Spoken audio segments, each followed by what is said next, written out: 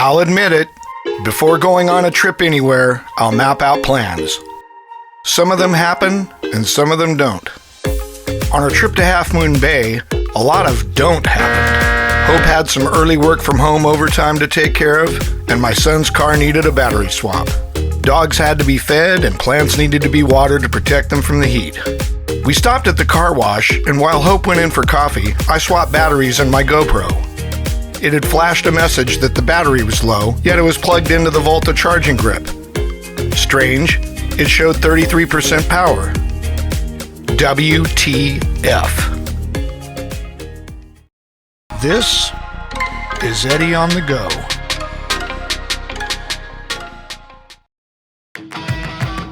We finally hit the road at 10 a.m. I was yet again reminded why I hate driving in the Bay Area. But I did get some enjoyment driving across the San Mateo Bridge, probably because it's right above the water. I haven't been across this bridge since returning from Europe nearly 2 years ago. The weather went from sunny in the valley to cloudy in the Bay Area. Eventually, we hit the marine layer, and I had to use the windshield wipers.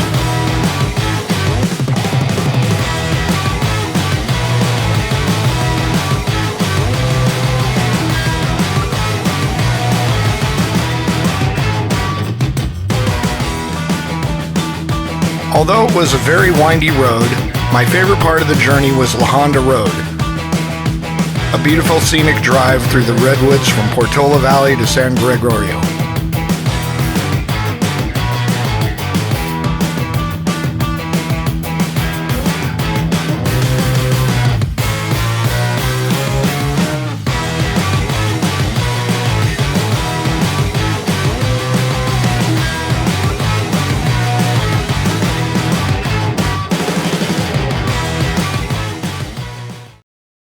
Our first intended stop was San Gregorio or Gazo Creek State Beach, but since we didn't arrive until 1:30, we had to cut some locations off the list and decided to stop first at Pescadero State Beach.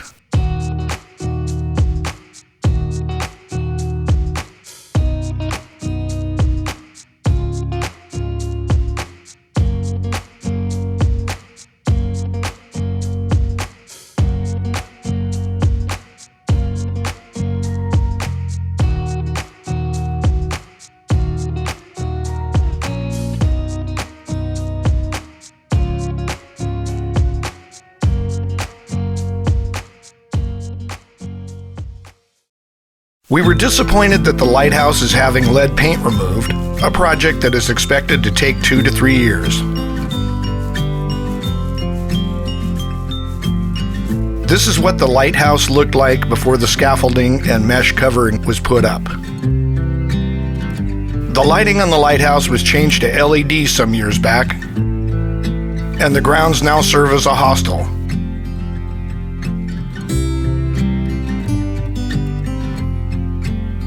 And the views here are still breathtaking.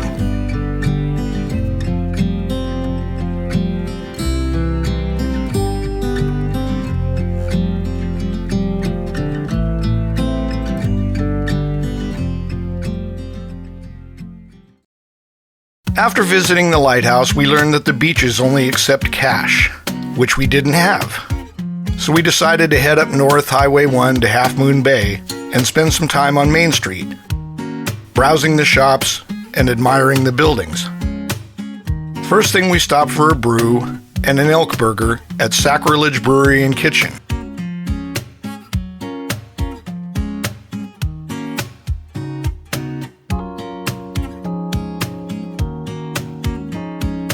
We definitely want to come back and try their venison and bison burgers.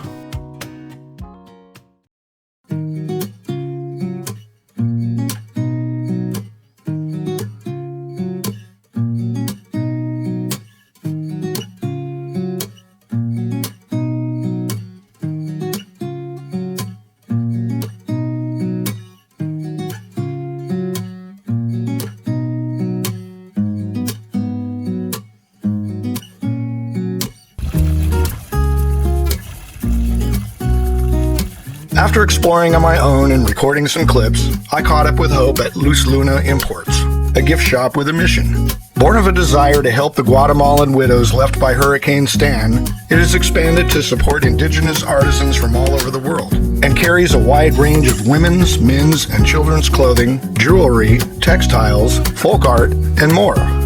Hope bought a couple of items from this lovely shop.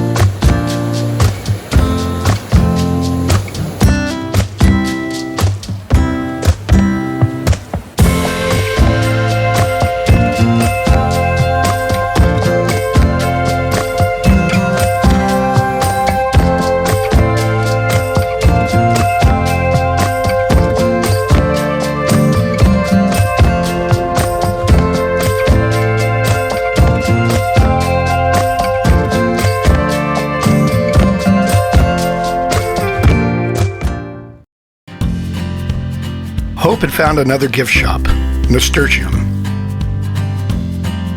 It had some very nice crafts made with items from and inspired by the sea.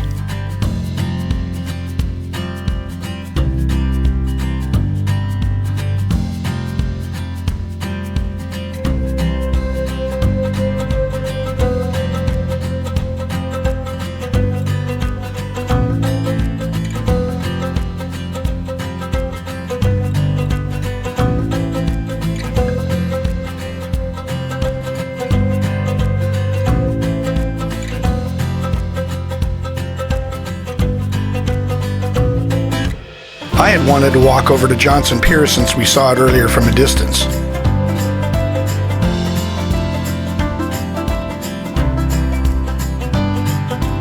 There were people fishing down at the end of the pier. I looked at the boats and the birds before walking back to find Hope.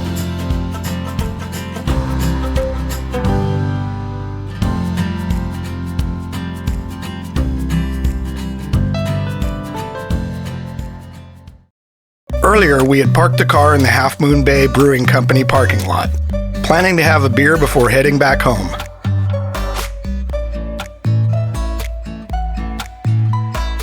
It was nice to relax by the fire pit for a while as we enjoyed our glasses of Hefeweizen. Eventually, we had to fuel up for the return home. We look forward to coming back and visiting some of the places that we didn't have time for on this weekend day trip. Maybe we will in September when we make our California coastal run. Will we see you then? Like and subscribe for notifications for when those videos come out.